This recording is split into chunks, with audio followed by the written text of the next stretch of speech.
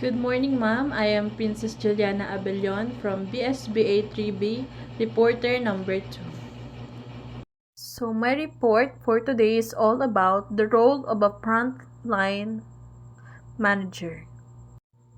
Frontline manager plays a crucial role in overseeing daily operations, leading a team, ensuring productivity, and often serving as a bridge between higher management and frontline employees. They typically handle tasks such as scheduling training, resolving conflicts, and ensuring that organizational goals are met at the operational level. So next is the basic role of frontline manager.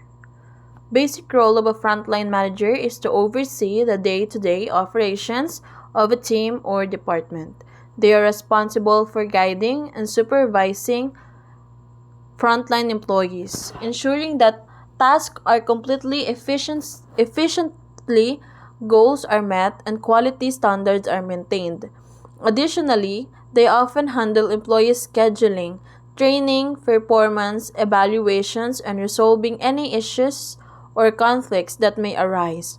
Overall, they play a crucial role in ensuring smooth operations and achieving organizational objectives at the ground level. Line Manager. Line Manager focuses on operational aspects such as task allocation, resource management, and ensuring the team meets its objectives and targets. Responsible for implementing strategies, processes, and procedures to improve productivity and efficiency, monitoring performance metrics, and addresses any issues related to workflow. Output quality or efficiency, often the first point of contact for resolving technical or operational challenges within the team. People Manager. People Manager concentrates on the development and well-being of team members, including their career growth, training, and personal development. Provides guidance, support, and mentorship to team members, fostering a positive work environment and encouraging collaboration, handles interpersonal dynamics within the team, resolves conflicts, and promotes effective communication. And also advocates for the needs and concerns of team members, ensuring their voices are heard and respected.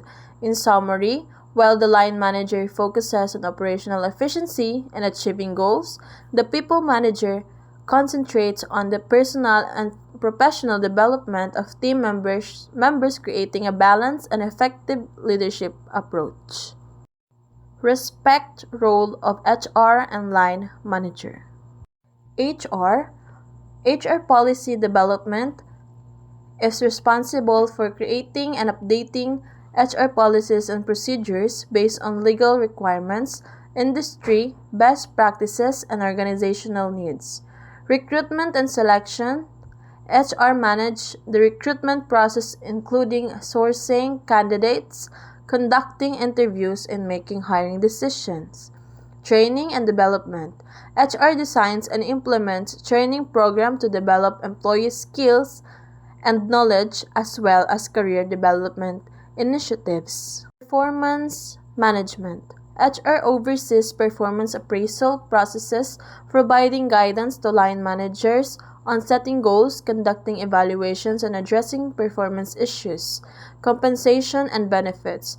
HR designs compensation structure, administer payroll, and manage employees' benefits program. Employee relations. HR handles employee relations matter such as conflict resolution, disciplinary actions, and grievance procedures. Line manager. Daily operations. Line managers oversee day-to-day operations within their department or team, ensuring tasks are completed efficiently and goals are met. Team management. Line managers are responsible for managing and leading their team, including assigning tasks, providing feedback, and resolving conflicts. Workforce planning. Line managers collaborate with HR to identify staffing needs, succession planning, and talent development strategies. The line manager's role in implementing HR policies. Performance feedback.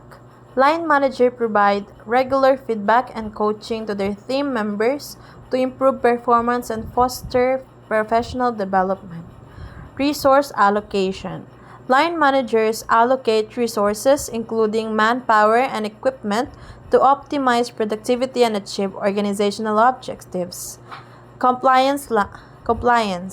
Line managers ensure that their team member adhere to HR policies and procedures, providing guidance and enforcing compliance as necessary. Communication. Line managers communicate HR policies and procedures to their team members, ensuring everyone understands expectation, guidelines, and compliance requirements. Enforcement.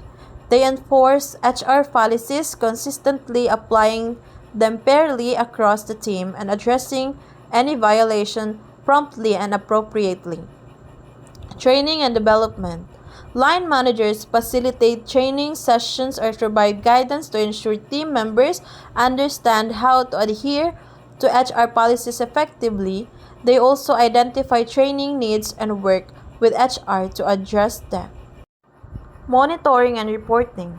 Line managers monitor adherence to HR policies within their team, identify any trends or issues that may require intervention.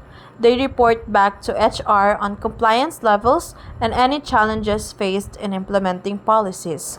Support and guidance. They provide support and guidance to team members regarding HR related matters, such as leave requests, disciplinary actions, or performance management processes. Feedback loop. Line managers provide feedback to HR regarding the effectiveness of existing policies and suggest improvements based on their observations and experience in managing their team. Next is how to improve frontline manager as people manager. First is training and development. Provide training programs focuses on people management skill such as communication, conflict resolution, coaching, and performance feedback. This program can help frontline managers develop the necessary skills to support and develop their team members effectively. Mentorship and coaching. Pair frontline managers with experienced mentors or coaches who can provide guidance, share best practices, and offer personalized support in navigating people management challenges. Feedback mechanism. Establish regular feedback mechanism where frontline managers receive constructive feedback from their own supervisors, peers, and team members. This feedback can help team identify areas for improvements and reinforce positive behaviors. Empowerment and decision making. Encourage frontline managers to involve their team members in decision making processes and empower them to make ownership of their work. This fosters a sense of autonomy, accountability, and engagement among team members. Recognition and reward. Recognize and reward frontline managers who demonstrate effective people management skills, such as fostering a positive work environment, promoting teamwork, and supporting the professional growth of their team members. Continuous learning. Encourage frontline managers to engage in continuous learning and self-improvement by providing access to resources such as books, articles, workshops, and online courses focuses on people management topics. Lead by example. Model and behaviors and attitudes you expect from frontline managers in their interactions with team members. Demonstrating empathy, active listening, and respect can inspire frontline managers to cultivate similar qualities in their own leadership approach. Peer learning and collaboration. Facilitate opportunities for frontline managers to share experience, insights, and challenges with their peers through groups discussions, workshop, or networking events. Peer learning can provide valuable perspectives and supports in developing people management skills. Next is international HRM. International Human Resource Management is a strategic approach to managing an organization's workforce across different countries and cultures to achieve organizational objectives effectively. It encompasses activities such as staffing, training and development, compensation and benefits, and employee relations in a global context. Issues in international HRM. Cultural differences. Managing diverse workforce from different culture background requires understanding and navigating culture nuances in communication, leadership styles and work-related values, legal and regulator compliance, adhering to varying employment laws, labor regulations, and immigration policies across different countries can be challenging for multinational companies. Global talent acquisition and retention.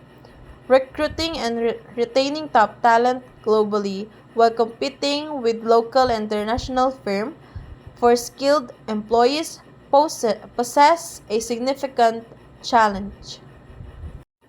Language and communication barriers. Overcoming language barriers and ensuring effective communication among employees from different linguistic backgrounds is crucial for smooth operations. Compensation and benefits. Developing compensation packages that are competitive yet compliant with local regulations and adjusting for cost of living discrepancies across countries. International assignment and expatriation.